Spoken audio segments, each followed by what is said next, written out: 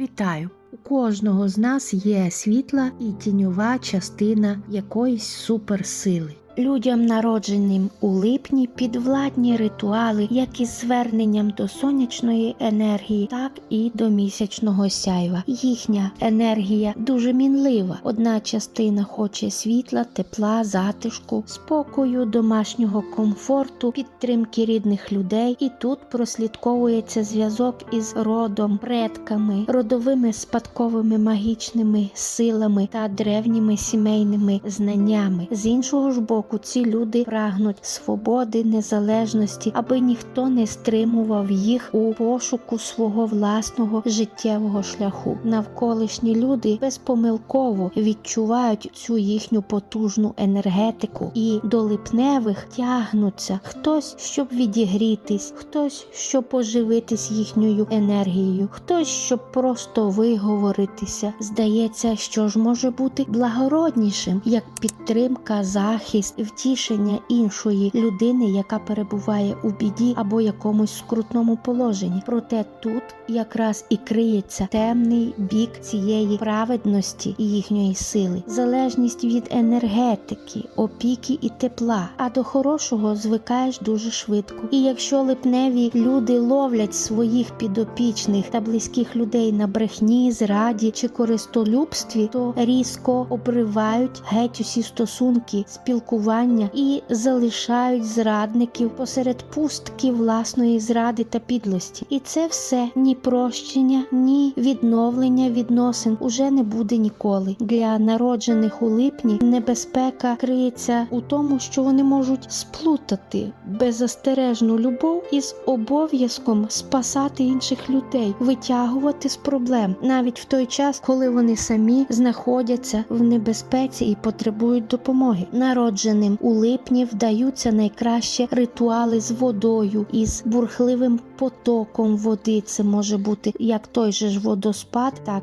і гірська річка чи струмок, а також ритуали з молоком, вогнем, відливки воском і свинцем, а ще складна ритуальна магія з охоронними колами та магія на перехрестях доріг, а ще, можливо, і магія на очистку, захист дому, ритуали із старими ключами, голками, шпильками. Можливо, хтось знайде старі зошити із дивними записами або древній родинний гримуар когось із своїх предків, знахарів чи магів. Ваша тотемна тварина – чорна кішка, а хто відчуває в собі силу бойового мага, звичайно, чорна пантера. Камінь-поводир для амулету сили – цитрин, оправлений в золото, рослина соняшник, що повертає свою голову за сонячним світлом, і метіола, яка розцвітає тільки вночі. І маленька порада для вас: не бійтеся своєї сили, бо вона родова. Сила все одно достукається і знайде вас. А якщо вам все ж страшно, лячно приймати таку силу, є ще одна маленька порада. Носіть прикраси із каменю, який називається сонячний пісок. Пісок є всюди, він просочується у найдрібніші шпаринки. І камінь теж володіє такою здатністю акумулювати в собі енергію сонця і віддавати по краплинці її своєму господарю саме в той момент, коли це потрібно. Люди, народжені в серпні, знають собі ціну, ставляться до всіх трохи зверхньо та поблажливо, і від них можна часто почути таку примовку: хочеш, щоб було добре, то зроби сам. Люди владні і сильні духом, вміють вести за собою інших, хоча і не прагнуть бути в центрі уваги. Серпневі можуть благословити людину однією фразою і вбити так само одним словом. Можуть ощасливити людину своїм спілкуванням і так же несподівано обірвати стосунки із цією ж людиною. І тут криється тіньова сторона їхньої сили. Серпневі ризикують залишитися самітниками і зовсім незрозумілими для оточуючих через свою гордовитість і владну безкомпромісність, бо відчуття влади без сердечного співчуття та розуміння інших робить з людини жорсткого диктатора і холодного циніка. У них вдало виходять ритуали на багатство, відкриття фінансових каналів, на притягнення успіху, влади, кар'єрного зростання та успішної торгівлі. Стихія, яка додасть сили їхнім ритуалам, це вогонь і сонячне світло. Усі заговори, які вони використовують в своїх ритуалах, мають потужну силу і здатність збуватись. Їхніми каменями-поводирями в амулетах сили можуть бути бурштин та сердолік у золотій оправі, рослина лавр та виноградна лоза, тотемна тварина лев, цар звірів. А ще в особливо складних випадках, якщо потрібна результативність ритуалу і ви не впевнені, відкупляйтеся від сил старовинними золотими монетами. Або не шкодуйте нести духам дорогий подарунок у вигляді справжньої якоїсь ювелірної прикраси з дорогоцінним каменем, золотом чи сріблом. І зрозумійте, якою пожертвою дорогоцінною, великою, вагомою не стала оця жертва духам, піднесення силам, вони відплатять сторицею. І практично найнеймовірніше ваше бажання збудеться. І маленька порада для вас. Не вважайте, що ви королівської крові або віп-персона, хоча навіть і королям притаманна щедрість, справедливість та поблажливість у стосунку зі своїми підданими. Як то кажуть, станьте трошки простішими і люди потягнуться за вами. Народжені у вересні – це люди-емпати і верифікатори. Вони аналізують все до найменших дрібниць і одразу ж роблять певні висновки. Вони знають всю правду, без доказів, без виправдань, і в цьому криється тіньовий бік їхньої сили. Вони так скрупульозно все аналізують, так до всього докопуються, що непомітно для самих себе перетворюються в зануд і ревізорів. Тому вчіться розслаблятися. Не завжди і не все слід аналізувати та зчитувати людей аж до кісток. Ви цим тільки відштовхуєте і лякаєте та напружуєте стосунки. Ваша магія – це трави, зерно, накопичення магічних знань, створення магічного гримуару із заговорами та власними ритуалами, а ще діагностика і розклади на картах та рунічні стави, робота з голками, веретеном, вузликова магія, а також вишивання сакральних древніх оберегів орнаментів, ритуали з павуками та павутинням і плетенням ниток, створення ловців снів. А ще у вас є талант до ремесляної сільської магії. Ваш тотемний птах – сова, пугач, рослина, колоски жита, пшениці, сухоцвіти, безсмертники. І ось вам маленька порада. Не завжди і не все потрібно аналізувати та контролювати, бо застрягнете у своїй тривозі та цьому контролю тотальному. Навчіться довіряти людям, ще комусь окрім себе самих. Не всі знаки є доленосними і не всі таять у собі приховану небезпеку. Люди, народжені у жовтні, стоять найближче до межового кордону між світом живих і світом предків. І їм по духу близька погранична межа оцього переходу. А ще, напевно, у одному з минулих своїх реінкарнацій вони могли бути сильними алхіміками. У багатьох з них магічний дар і суперсила відкрилась після коми, аварії, клінічної смерті. Серед жовтневих немає просто звичайних простих людей, навіть якщо вони самі вважають себе такими. У багатьох з них десь в родових коренях була відьма чи відьмак, чи повитуха, чи знахар. Тому у жовтневих добре виходять ритуали, пов'язані з магією кладовищ. Вони можуть бути хладниками, ключниками, некромантами, цвинтарниками, екзорцистами, алхіміками. Вони вміють проходити через смерть і проживати декілька життів у одному житті, спалюючи старе і відроджуючись у зовсім іншому обличчі, образі. Вони чують мертвих і вміють з ними спілкуватися. Ваша особлива рослина – амарант. Використовуйте його для виклику духів. Якщо його насіння зібрати на повню і носити під одягом, то це буде дуже сильний оберіг від фізичних каліцтв і травм. А висушити сушені квіти амаранту використовують в ритуалах викликання мерців. Також жовтневі люди в своїх ритуалах можуть використовувати плоди гранатів, чорні свічки, дзеркальну магію, чорну сіль, окурювання, цвинтарну символіку. Ваш тотемний птах – ворон. Поруч з вами люди розкривають всі свої таємниці і найпотаємніші бажання та навіть гріхи, але в цьому криється і небезпека та темна сторона сили. Ви можете звикнутись з чужим болем, з драмою, втратами, стати дуже недовірливими, підозрілими. Порада для вас. Усі життєві зміни та метаморфози не завжди повинні проходити через біль, втрати і страждання. Інколи можна обійтись і без таких кровопускань та гнітючої атмосфери. Пускайте в своє життя більше радості та впевненості у завтрашньому дні, а підтримати вашу силу допоможе гранат, оправлений в золото, або просто практично необроблений шматок граната на робочій поверхні вашого столу. А ще носіть перстень золотий із рубіном. Це теж додасть вам сил та впевненості. Люди, народжені в листопаді, здається, приходять в цей світ одразу з пам'яттю минулих реінкарнацій, з дорослою печаллю і мудрістю в погляді та духом минулих втрат. Це старі, мудрі душі, більшість з яких втілились востаннє. Вони філософи, скептики, вміють відпускати, вміють спокійно і достойно переживати будь-які життєві колізії, бо знають, що все минає і кінець неминучий. Вони можуть носити перстень із написом, який був на персні царя Соломона. І це теж мине. Листопадові зовні будуть звично працювати, посміхатися, мило спілкуватись і нічим не видадуть свій внутрішній листопад душі, у якому давно вже нікого немає, окрім спогадів. Народжені в листопаді тихо і непомітно можуть тримати чийсь світ, а потім так само тихо і непомітно зникнути з нього, піти, а людина ще довго не розумітиме, як же ж так сталося, що її світ зненацька осиротів і в ньому холодно, пусто. В цьому небезпека і тіньовий бік сили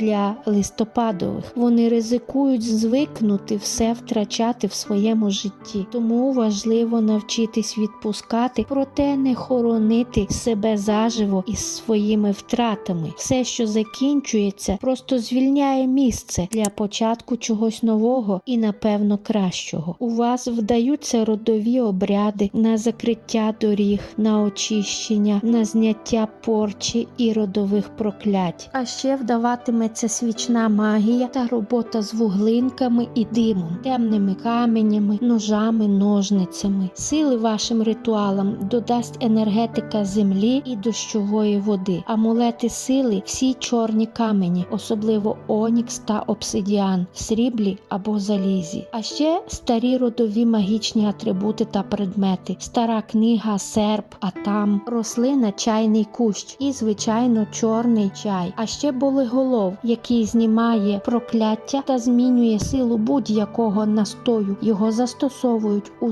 чорній магії і темних ритуалах. Ваша тотемна тварина – ящірка. Маленька порада. Проживіть своє життя наповну. Не спішіть у світ потойбіччя. Люди, народжені у грудні, у найтемнішу частину року, вони володіють дуже дивною силою, якась потайна дивна іскра, що здатна зігрівати інших людей. Ці люди часто стають тими, до кого інші йдуть за підтримкою, порадою, добрим словом, бо ці люди вміють так розрадити, заспокоїти, що на душі одразу стає легше і з'являється надія на краще майбутнє. Але це важка ноша – акумулювати в собі чужі біди, біль, сльози, бо це загрожує депресією або навіть і нервовим зривом. І в цьому тіньова частина вашої сили. Ви ризикуєте стати світочем для інших і погаснути для себе. Зрозумійте одну істину. Не всі люди хочуть іти на світло, а тягти силоміць їх туди – це невдячна справа. Навчіться дарувати надію та радість не тільки іншим іншим людям, але і собі. Ваша магія – це родинне багаття і свічка на підвіконні, узвари з корицею, медом і травами, теплі м'які шерстяні пледи і рукавички, маленькі подарунки близьким людям, молитви і родові благословіння, виготовлення зимових оберегів та ляльок-мотанок, ритуали на надію і на збування різних простих повсякденних маленьких бажань, а ще кулінарна магія і талант випікання хліба у справжній сільській печі, застосування і приготування спецій власними руками, ритуали із застосуванням давніх родинних обрядів, де можуть бути задіяні дзвіночки та червоні шерстяні нитки, магія наузів, дерева, ялина, сосна, тотемна тварина, білка, камені поводирі, сили, польовий шпат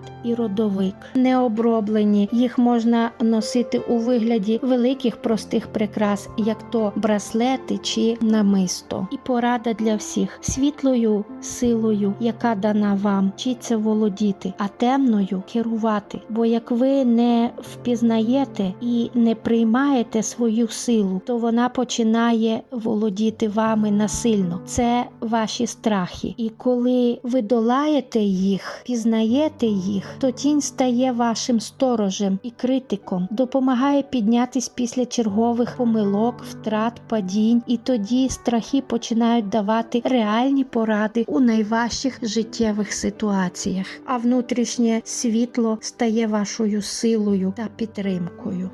Підписуйтесь на канал Оріана Таро, буду вдячна за ваші коментарі та вподобайки.